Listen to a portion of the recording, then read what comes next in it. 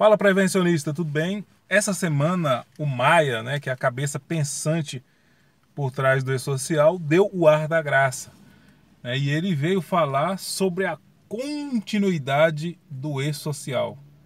Ele garantiu que o E-Social continua e fez declarações muito interessantes a respeito de por que, que o E-Social atrasou tanto, onde o Maia explica tudo que aconteceu nos bastidores do E-Social e as perspectivas do E-Social daqui para diante. Uma das coisas que ele falou é que o E-Social continua.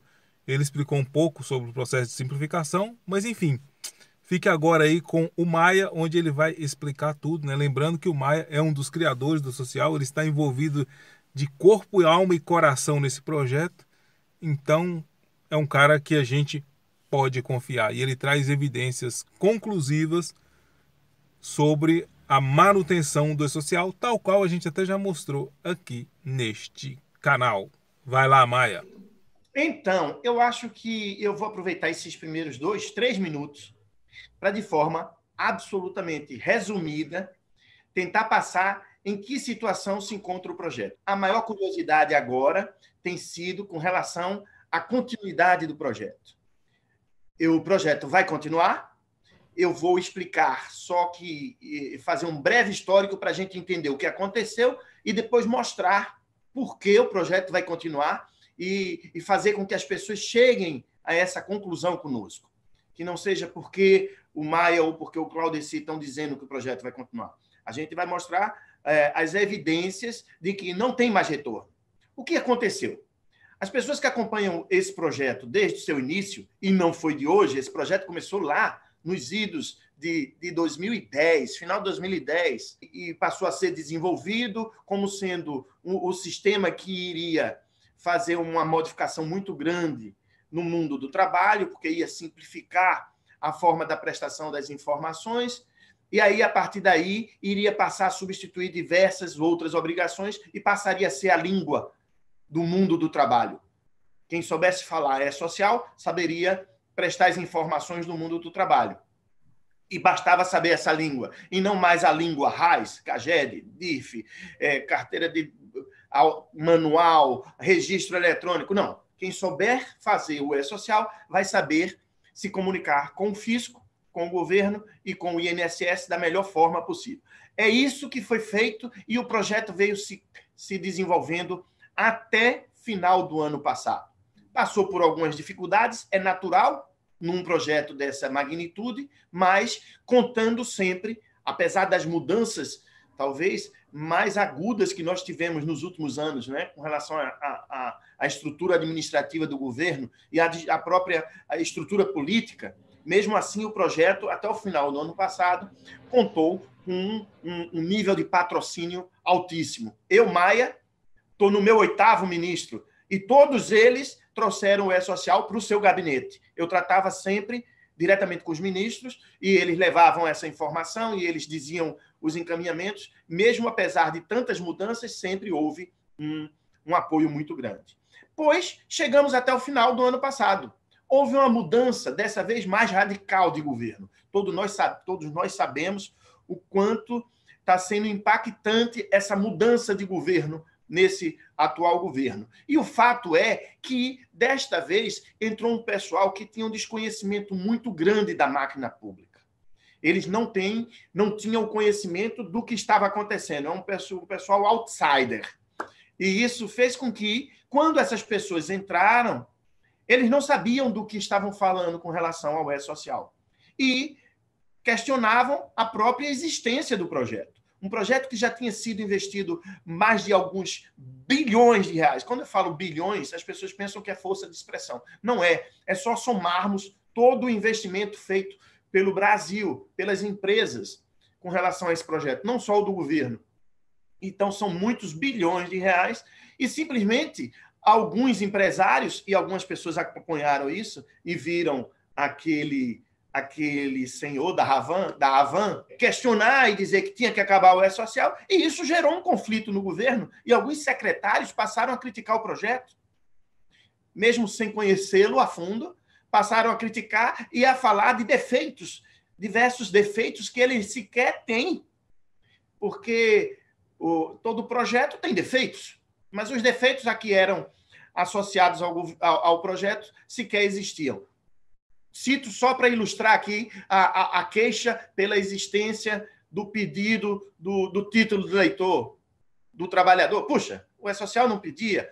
Diziam, olha, o E-Social agora quer controlar para onde o trabalhador vai, quando ele entra, quando ele sai, se ele vai no banheiro. Puxa, o ponto do trabalhador não está no E-Social. Enfim, você percebia, quem se aproximou do projeto, percebia com muita clareza que foi um telefone sem fio, foi um monte de ruído, informações levadas sem precisão e que fez, de fato, o governo questionar.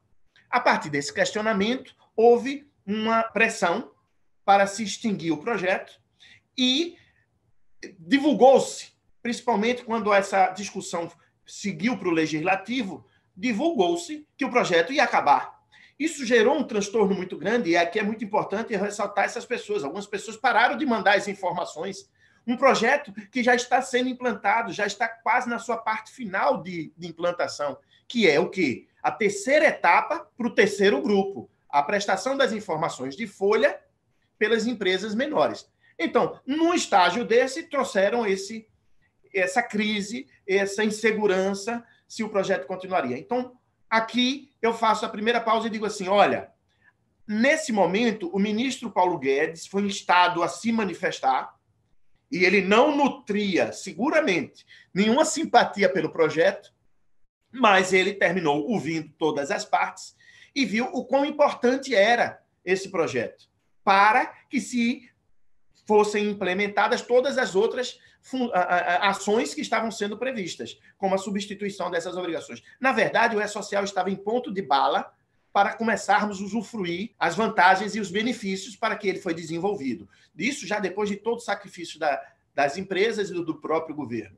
Quando ele percebeu isso, ele se posicionou. Então, as pessoas têm que ter essa consciência. Quem vir a portaria 300 do Ministério da Economia, por meio do qual o ministro Paulo Guedes determinou a continuidade do projeto e, mais do que isso, determinou que sua gestão ficaria a cargo da Secretaria da Previdência e Trabalho, ele já manteve ali uma posição e já sinalizou para todo mundo, olha, não vai mais acabar o projeto. Mas determinou, no mesmo momento, que houvesse uma simplificação. Para nós do projeto foi uma mega cena, né? Puxa, então salvamos o projeto, quer simplificar, a gente simplifica tudo que tiver que simplificar. E partimos para isso. Fizemos uma semana lá com todos os entes envolvidos, todos os órgãos, o que veio a ser chamada essa semana da rave do E-Social, não sei se vocês lembram, e a partir dali já desenhamos uma nova versão que está no forno, para que seja publicada, onde diminuímos o número de eventos, diminuímos alguns campos, tornamos alguns campos facultativo. Essas foram as mudanças que virão aí, mas que não foram implementadas ainda. Por quê? Porque nesse ínterim, a Receita Federal do Brasil disse, não quero mais participar desse projeto. Eu vou fazer o meu sistema. Isso criou um problema gravíssimo. E é esse problema que as pessoas estão assistindo a essa, eu costumo dizer, como aqui no Nordeste, essa briga de foice no escuro. Então, como aconteceu isso, as pessoas criaram uma certa resistência e ficaram inseguras, porque a Receita está dizendo que vai criar outro sistema e que vai sair do E-Social e que vai ter dois sistemas. O que eu quero é tranquilizar todo mundo e dizer, o ministro Paulo Guedes já foi muito firme e disse que o E-Social continua. Nós estamos negociando com a Receita, houve reunião muito importante essa semana, já houve uma hoje e duas semana passada, e nós já chegamos no consenso que não, o projeto E-Social continua, a Receita é que só tem interesse em alguns eventos do E-Social, porque quem conhece o E-Social sabe que 90% do que está no E-Social é da Previdência e do Trabalho. 10% é que quase, apesar desses 10% serem tão importantes, que é a arrecadação, são 400 bilhões de reais por ano de arrecadação de tributo, porém, é apenas decorrência de todas as outras informações que estão no E-Social, que são de natureza trabalhista e previdenciária. Em suma, Estamos fechando com a Receita, devemos, e a nossa esperança é que na semana que vem, eu tenho dito isso algumas vezes e nem tem se cumprido, mas a minha esperança continua sendo de que na semana que vem a gente vai publicar uma nota conjunta e vai ficar bem claro de que o E-Social continua, aí a gente vai poder retomar aquele caminho de tranquilização. E quais serão os próximos passos? A publicação do novo layout, que seria o E-Social simplificado, e a publicação de um novo cronograma com relação a essas etapas que ainda não foram cumpridas da implantação. É isso aí. Foi o resumo para tentar dizer o quê? Primeiro, é fato, é natural que as empresas tenham tido essa insegurança, porque ela decorreu da própria, que eu chamo, batição de cabeça do governo.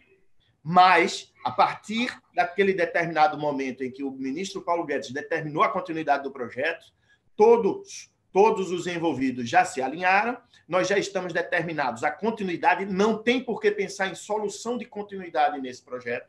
Ele continua e vai continuar sendo o E-Social e vai continuar sendo o sistema por meio do qual vai ser possível prestar todas as informações do mundo do trabalho e, com isso, simplificar a vida do empregador por meio da substituição de todas as outras obrigações acessórias trabalhistas. O mais importante, e o recado era esse, o projeto continua, não tem por que hesitar mais, e o governo, a partir da semana que vem, vai deixar muito clara qual é a opção dele e quais são os caminhos que as empresas devem seguir para estarem atualizadas e aptas a cumprir com suas obrigações principais.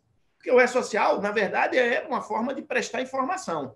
Porém, para que você possa cumprir com as obrigações em si, você vai precisar do E-Social. Cito só como exemplo. As pessoas que não conseguirem mandar eventos por meio do E-Social simplesmente não conseguem registrar seu trabalhador, que é a coisa mais importante no início da relação de trabalho, de emprego.